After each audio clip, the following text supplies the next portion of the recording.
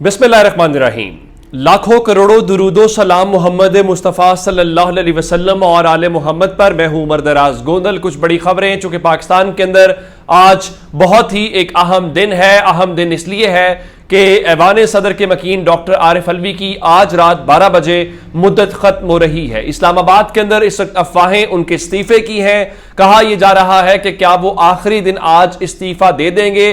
फिर बहुत सारे लोग जो फरमाइश के ऊपर एजेंडा सेट करने की कोशिश करते हैं, वो कहते हैं कि क्या वो फला आमिर की तरह इक्तदार से चिमटे रहेंगे या घर चले जाएंगे। हालांकि मैं आपको बताना ये चाहता हूं कि आरिफ अलवी ने ना तो किसी फौजी आमिर की तरह इक्तदार के ऊपर बजोर ताकत कब्जा किया है, ना ही वो कोई गैर आईनी या गैर कानूनी तरीके से इस मनसब के ऊपर पहुंचे हैं। वोट से वो मुंतखब हुए हैं और आइन ये उनको इख्तियार देता है जब तक अगले सदर का इंतखाब नहीं हो जाता वो इस मनसब के ऊपर बरकरार रहेंगे। और इस बारे में वो ना वो कोई एहसान कर रहे हैं, ना उनको बरकरार रखने वाले कोई एहसान कर रहे हैं, बल्कि ये आइन का एक तकाजा है। और ये माजी में भी देखा कि उस वक्त तक टेन्योर जब मुकम्मल हो गया था ममनून हुसैन का, तो अपने ओहदे के ऊपर रहे।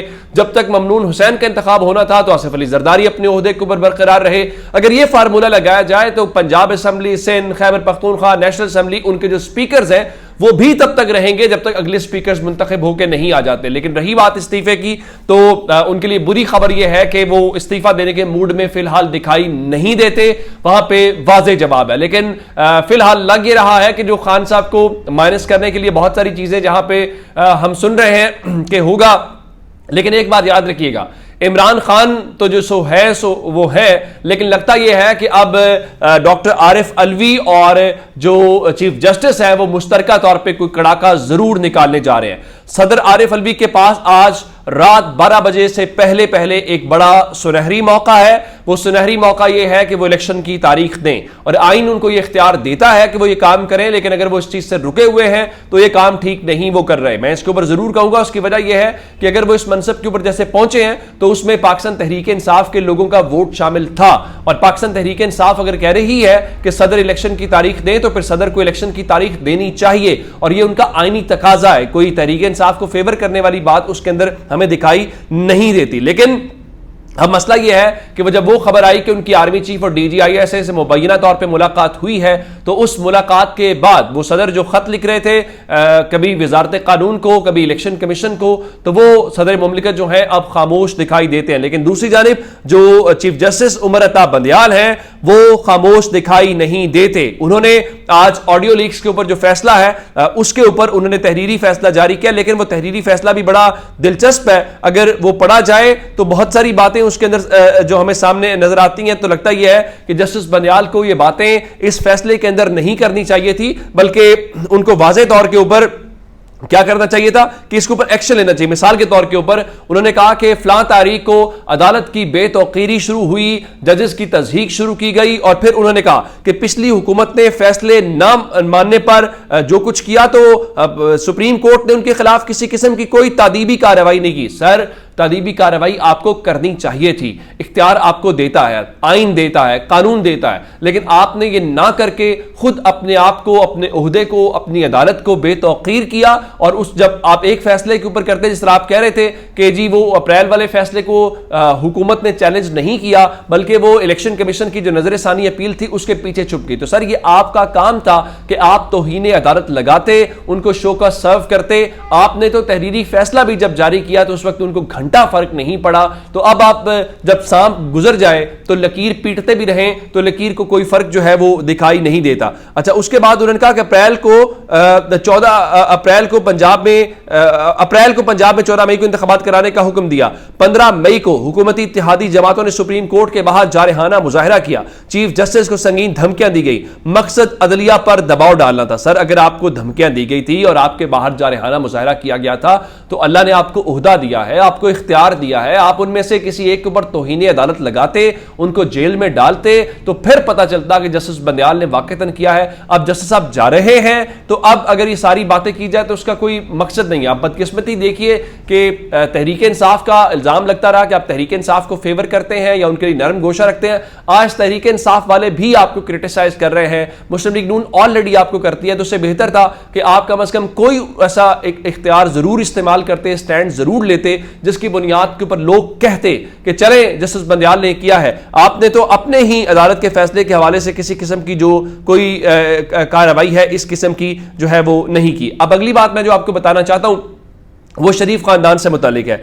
ایک تو آج انصار عباسی صاحب نے ایک مضمون لکھا, آج اس وقت میں بلکہ مضمون کی بات بعد میں کرتا ہوں کہ وہ جو فیسیلیٹیشن کونسل ہے اس کا اجلاس چل رہا ہے اور آرمی چیف جو اس میں شریک ہے, جو ان کی تاجروں کے ساتھ ملاقاتیں ہوئی ہیں, جو تجاویز ہیں اس کے متعلق وہ بات کریں گے. لیکن آج انصار عباسی صاحب نے ایک مضمون لکھا, کہا کہ ہر کام کے لیے فوج کو کب تک دیکھتے رہیں گے. اب وہ یہ ساری باتیں کر رہے تھے جو آرمی چیف کو ملاقات کرنی پڑی, یہ بات درست ہے, لیکن اصل بات یہ ہے کہ ہمیں آج اگر آپ دیکھیں گے, میں بنگلہ دیش کی آپ کو مثال دینا چاہتا ہوں کہ انڈیا میں G20 کانفرنس ہو رہی ہے, ذرا یہ دیکھیے گا کہ کون کون سے ایسے ممالک ہیں, کون کون سے وزراء خارجہ ہیں, کون سے ملکوں کے سربراہ ہیں جو G20 کانفرنس کے بعد بنگلہ دیش جائیں گے. اب ان میں سے کتنے پاکستان آئیں گے, پاکستان ملاقات کریں گے, آپ کو بہت اچھے سے آپ کو پتا ہے. تو صرف یہ نہ آپ اس قسم کے چیزیں کریں, بلکہ جو حقائق ہے وہ حقائق سامنے رکھیں. سوال میں امریکہ کی مثال نہیں دینا چاہتا, میں کہیں اور کی مثال نہیں دینا چاہتا, بنگلہ دیش انڈیا کی مثالیں ہمارے سامنے. سر وہاں پہ ایک سسٹم ہے, ہم نے ماضی میں جتنے تجربات کیے ہیں, دیکھیے یہ ملک سیاستدان ہی چلا سکتے ہیں, یہ ملک منتخب قیادت ہی چلا سکتی ہے, ان کو ہی چلانی چاہیے.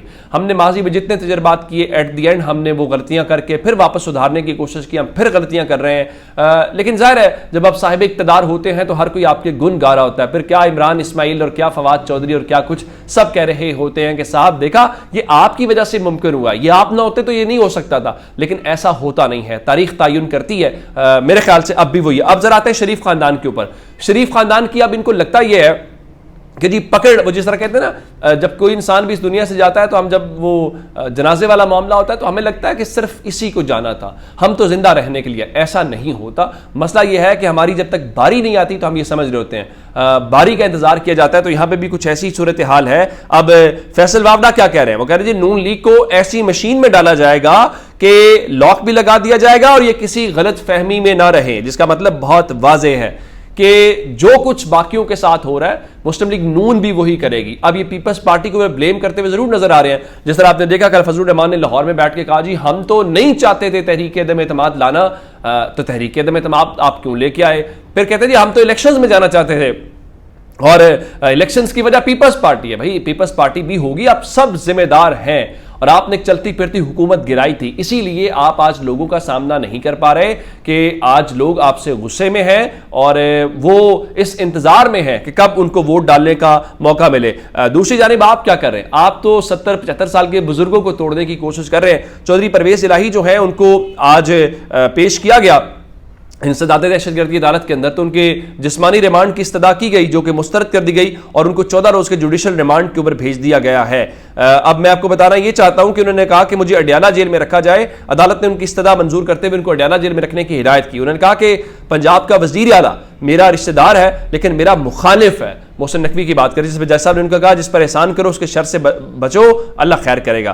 چودھری پرویز الہی نے اس دوران جو ہے وہ کال شالز بھی کی ہیں اور اس کے بعد ان کی درخواست ضمانت بارز گرفتاری بھی جو ہے وہ دائر کر دی گئی ہے, اور اس کے بعد اب بتایا گیا ہے کہ اس کی گرفتاری کے نوٹس جاری کر دیے گئے اور 11 ستمبر کو پولیس کو نوٹس جاری کیا گیا. لیکن اس میں ایک بڑی اور دلچسپ بات ہے. وہ دلچسپ بات یہ ہے کہ عمران خان کی جو ضمانت کی سماعت کرنے والے جج ابو الاسناد محمد ذوالقرنین ہیں, وہ کل چھٹی پہ ہوں گے. اس کا مطلب ہے کل عمران خان کی درخواست ضمانت کے اوپر سماعت نہ ہونے کے امکان ہے اور آئندہ جمعرات کو ہو سکتی ہے, اور اسی طرح سے یہ ملتوی ہوتی جا رہی ہے.